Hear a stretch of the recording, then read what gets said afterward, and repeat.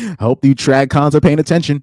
And I know it's a black woman. I know it's a black woman, but still, I want all the trad cons to pay attention to the Caucasian trad cons, right?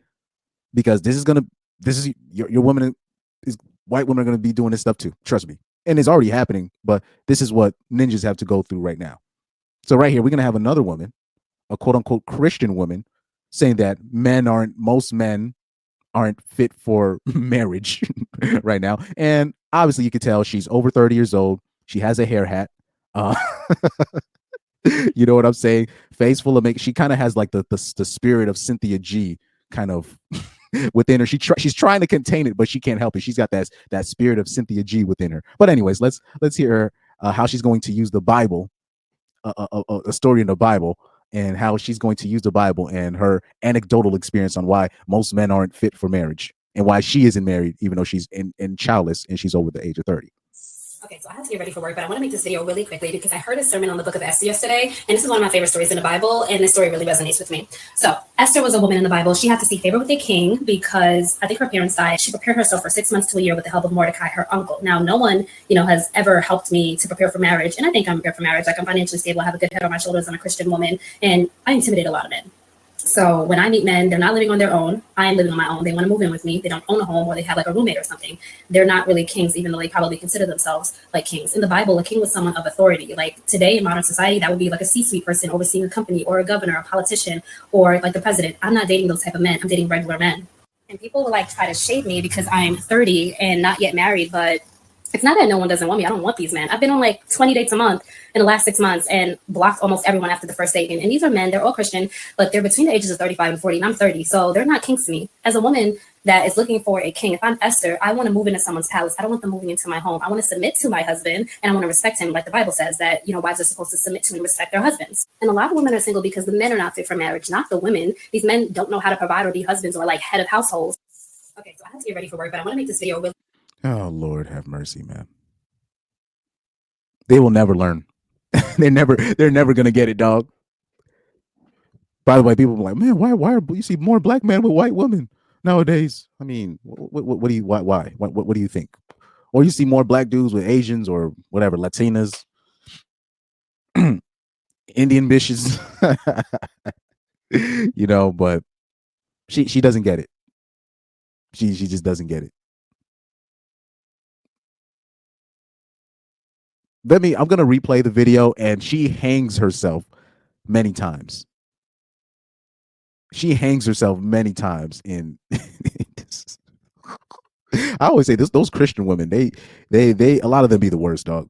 A lot of them. I'm not gonna say most, but a lot of them, they be, especially the older ones that like they find a church again, and later on in life, sorry, I was reading a text, but anyways, let's replay this real quick. Really quickly because I heard a sermon on the book of Esther yesterday, and this is one of my favorite stories in the Bible, and this story really resonates with me. So Esther was a woman in the Bible. She had to seek favor with a king because I think Let's remember also, Esther was a very humble woman, and like I say, according to the Bible that you stand on, and let's not even get in. Hold up, because let me, because she brought up Esther. I'm a bit curious. How I'm pretty sure Esther was not close to 30. No disrespect. No, whoever Esther was, because they say she was being raised by her uncle, whatever. Esther was probably like, I'm talking about teenage years, because during that time, kings wanted a virgin, right? So that. Anyways, hold on. Let me search up real quick. How old was Esther in the Bible? Let me Google. Because I don't know why she thinks she can compare herself to, first of all, a fictional, most likely a fictional biblical character, which was probably just a metaphorical story, right? Just to teach women a lesson that you could get what you want if you act a certain way. But that's another story. How old was Esther in the Bible? So how old was Esther in the Bible when she married the king? Oh, so they're saying, wait a minute. No, okay. I was about to say, I'm like, there's no way she was in her 40s. I'm like, there's no way. Okay, that makes sense. Okay, they're saying Esther was 14 years old when she met the king.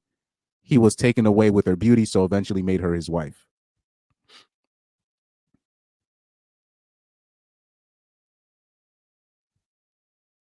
Let me see here. But they say that the Bible doesn't say how old she specifically was. They said, according to a summary of her husband's life events, she may have been 15 years old. Yeah, this is correct, because they said this would agree with that. They said Esther 2 verses 2. Then the king's personal attendant said a search should be made for young, beautiful virgins for the king, and let the king appoint commissioners in all the provinces of his realm to bring together all the beautiful young virgins to Shushan, the citadel, to the house of women. Let him be put in the care of Haggai, the king's eunuch and guardian of the women, and let them be given beauty treatments. And the young woman who is most pleasing to the king will be queen instead of Vashti. Oh, so they probably was saying Vashti's age or whatever. Okay, that makes sense.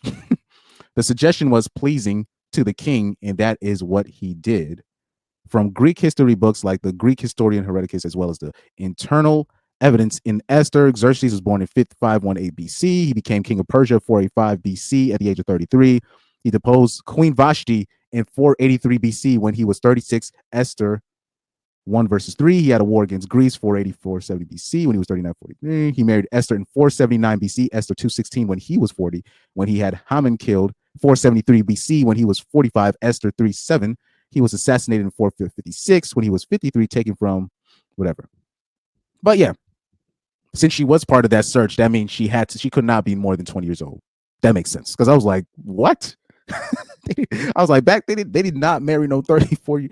First of all, people weren't even living that long back in the day, but that's a whole other story. Anyways, let's get back to her.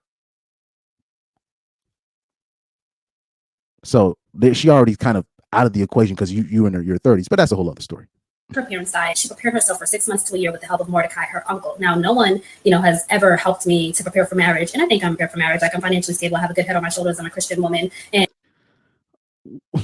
she just listed the qualities of technically a man, not necessarily a woman, but we'll continue. And I intimidate a lot of men. So no, you don't intimidate a lot of men. You're probably a disrespectful, when you get mad. I don't know if there's any ladies listening to this. I don't know where you got that thing where you think men are intimidated by women. Men are not intimidated by women. they're not. Trust me. We're not trying to compete with you, bruh. So when I meet men, they're not living on their own. I'm living on my own. They want to move in with me. They don't own a home, or they have like a roommate or something. So she just snitched on herself that she be messing with Pookie's Ray Rays. Like I said, the spirit of Cynthia G is you can tell, is like well within her. The spirit of Cynthia G, you could feel the spirit of Cynthia, because this is what Cynthia G does. Talk crazy about black men, but then really still procreating with Dusties, quote unquote Dusties. Still, you would think that, I'm talking about this divesting thing. You would think she'd be with a whole other white dude, a Brad in the. She's still doing Dusty girl things, and then mad at the results, and she's choosing her fate. So she snitched on herself right here, because I always say I don't care how many degrees a black women have. I'm talking about they could have a whole master's in criminology and criminal justice, and they could be a whole prosecutor, and they will be messing with street ninjas, or they'll be messing with unemployed dudes that only have a air mattress, and they will be having the time of their lives. Now the problem is, once they get older, once they get a certain age, they're like, okay, I got to find a guy that actually is about something. And the problem is when they don't really match this. Like, the more money they make, the less pool of available men that they get. So then once they actually find a real high earning man that does make a lot more money than she does, a man like that has a lot more options than somebody like you. So she kind of out leveraged herself in the dating market. And that's what a lot of quote unquote high earning women, and I put that quote unquote, a lot of quote unquote high earning women end up out leveraging themselves in the marketplace, because they don't realize they're making more than a lot of people in general. So on paper, mind you. So then once they find a man that does make quote unquote more than 50% that she makes, that guy has options. Like, does not have to get a post-wall 30-year-old black girl talking black woman talking ish to him. It's like that's not a deal. You're not Esther.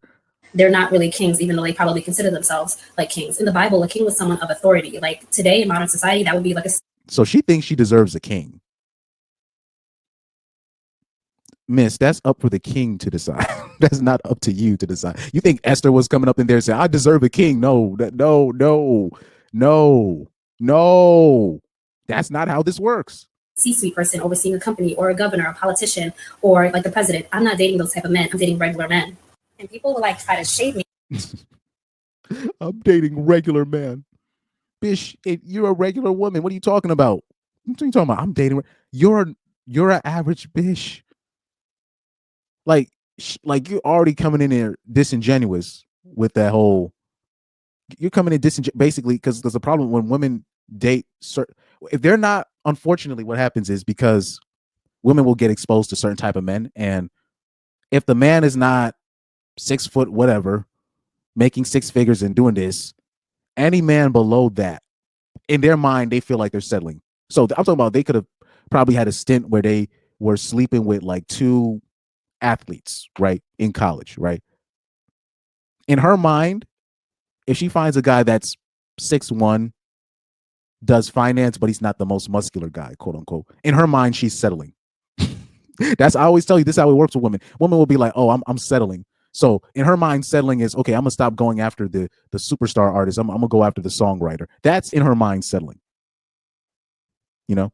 Me because I'm 30 and not yet married, but it's not that no one doesn't want me. I don't want these men. I've been on like 20 dates a month. Well, it sounds like nobody really wants you. Well, in like I said, men will smash.